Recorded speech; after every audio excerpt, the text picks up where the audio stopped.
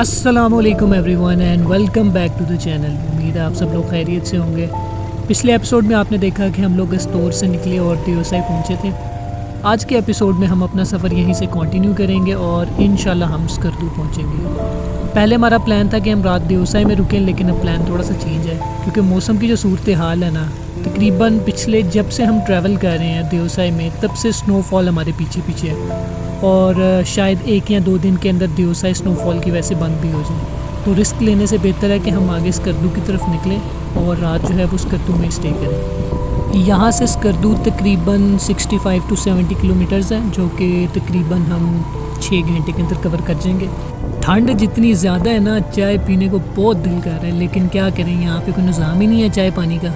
तो बस अब आगे की तरफ चलते हैं। छोटा पानी आएगा, छोटा पानी में मोस्ट प्रॉब्ली हमें जगह मिल जाएगी जहाँ पे कोई ढाबा वगैरह भी होगा, खाने पीने की जगह होगी और उसके अलावा कैंपिंग साइट्स भी होंगी वहाँ पे।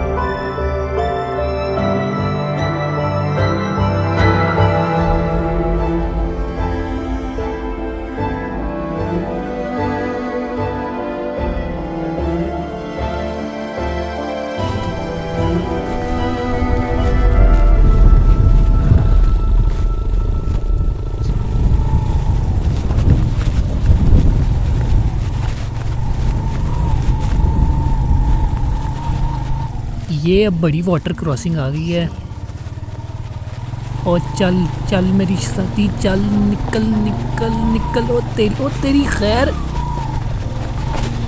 ये चीज़ हो ही गई क्रॉस। बच्चा शपर पे ले बेहतरीन, चलो बच गया वाटर प्रूफ है।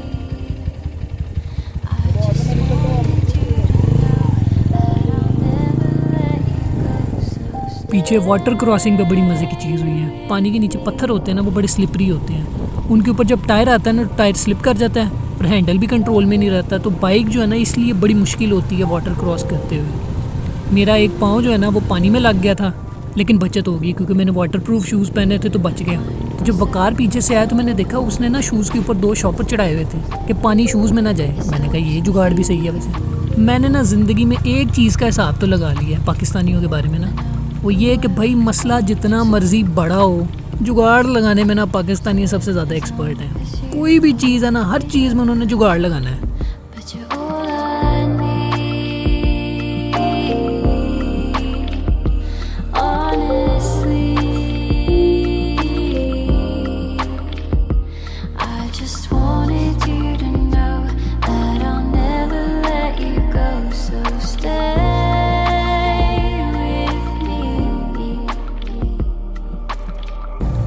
वाह, खूबसूरत रोड टू इन्फिनिटी। चेक करें व्यूज़ ज़रा, ऐसे लग रहा है कि जैसे ये रोड जो है ना वो सीधा आसमान में जा रही है। आगे कुछ नज़र नहीं आ रहा सिवाय बादलों के और आसमान के। खूबसूरत।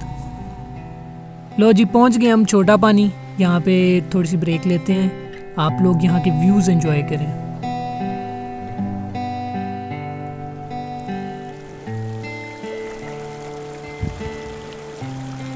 जब जब दर्द का बादल छाया, जब गम का साया लहराया, जब आंसू पलकों तक आया, जब ये तन्हा दिल घबराया, हमने दिल को ये समझाया, दिल आखिर तो क्यों रोता है, दुनिया में यूं ही होता है। ये जो गहरे सन्नाटे हैं, वक्त ने सबको ही बांटे हैं। थोड़ा गम है सबका किस्सा, थोड़ी धूप है सबका हिस्सा। आँख तेरी बेकार ही नम है, हर पल एक नया मौसम है। क्यों तू ऐसे पल खोता है, दिल आखिर तो क्यों रोता है।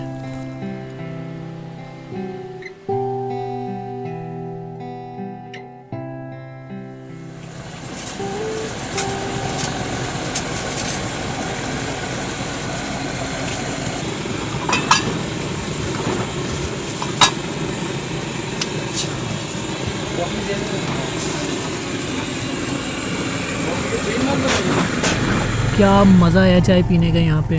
वो जो तलब हो रही थी ना सुबह से चाय की, वो पूरी हो गई अब। ये ढाबे वाला बता रहा था कि वो यहीं पे रहता है। आप अंदाज़ा लगाएं कि पूरे साल में दिवसा सिर्फ 6 महीनों के लिए खुलता है और 6 महीने ये बंदा यहीं पे होता है। इस बियाबान बंजर जगह में ये बंदा 6 महीने रहता है। ठीक है, दुनिया से कट के रहता है, इसको दुनिया का कोई पता नहीं, और ये अपना हाल मस्त माल मस्त। मैंने अभी तक जितना भी ट्रैवल किया ना, इन सब जगहों में सबसे ज़्यादा खूबसूरत जो मुझे जगह लगी है ना, और जो सुकून दे जगह लगी है, वो ये दिवसा ही है। मेरे ख़्याल से ना मेरी ये फेवरेट जगह बन गई है पूरे पाकिस्तान में।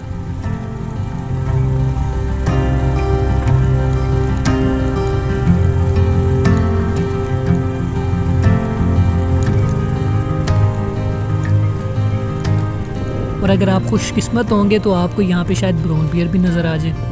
असल में जो ब्राउन बियर वाला सेक्शन है ना देवसाई में, वो यहाँ से थोड़ा हट के और वहाँ पे रोड भी नहीं जाती, इसलिए आपको जो है ना यहाँ पे ये ब्राउन बियर्स नज़र नहीं आते। लेकिन समटाइम्स क्या होता है कि ये अपने उस सेक्शन से बाहर निकल आते हैं और आपको शायद नज़र भी आ जाए।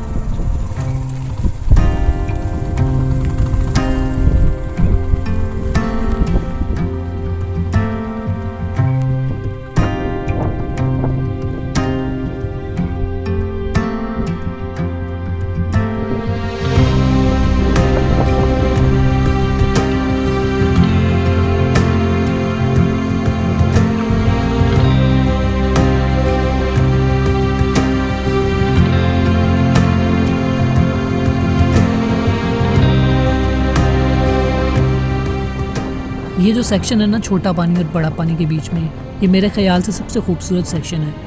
रोड के साथ साथ तो कुछ भी नहीं है। जो ग्रीनरी थी वो इस टाइम जल चुकी है, और जलने की वजह से उसका जो कलर है ना वो हो गया ऑरेंज। लेकिन मेरे ख्याल से ये जो ऑरेंज कलर है ना, इसकी खूबसूरती ग्रीन से भी ज़्यादा है। लेकिन जो असल व्यूज़ है ना वो है सामने। ओए होए होए, क्या बात है, सुभान अल्लाह।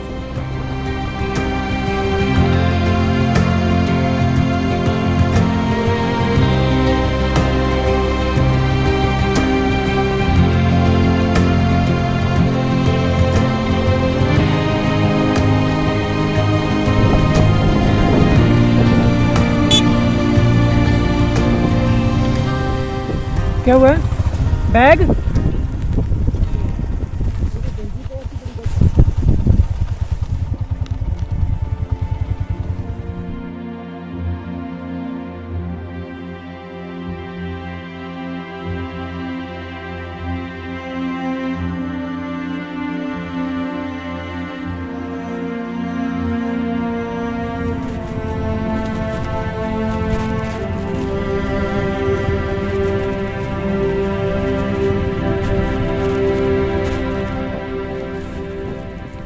ये अब कैंपिंग साइट नज़र आ गई है हमें, तो मतलब बड़ा पानी जो है अब यहाँ से करीब ही है।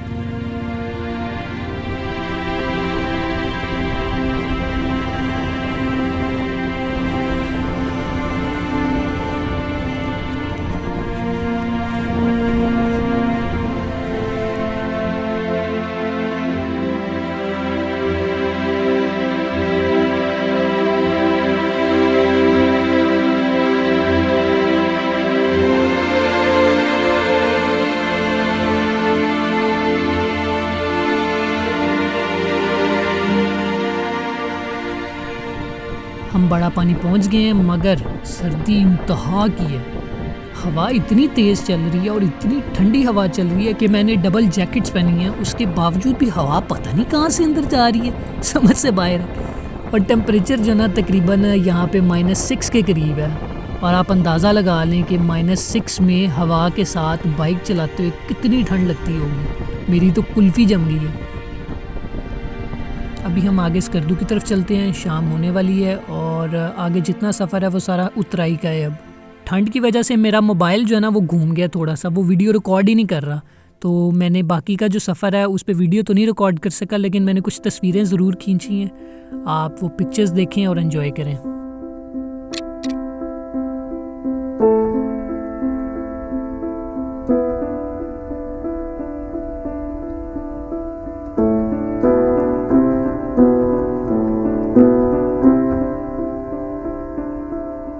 एक ही रास्ता है जिस पे चुपचाप सर को झुकाए, जानते भी नहीं, सोचते भी नहीं, पूछते भी नहीं। उनको क्या ये रास्ता लेकर जाएगा कहीं? बंद आंखें किए लोग चलते हैं सारी ज़िंदगी उसी पर। चलते चलते एक मोड़ आता है सीधे रास्ते से बिल्कुल अलग। कोई दीवाना ही होता है जो उधर जाता है, वरना बाकी तो सब सीधे रास्ते पे ही अपनी सारी ज़िंदगी चलते हैं, सर को झुकाए, आंखें बंद किए और यही दुख लिए। मोड़ जो देखा था, अगर उस पे मुड़ जाते हम तो न जाने आज कहाँ होते हम।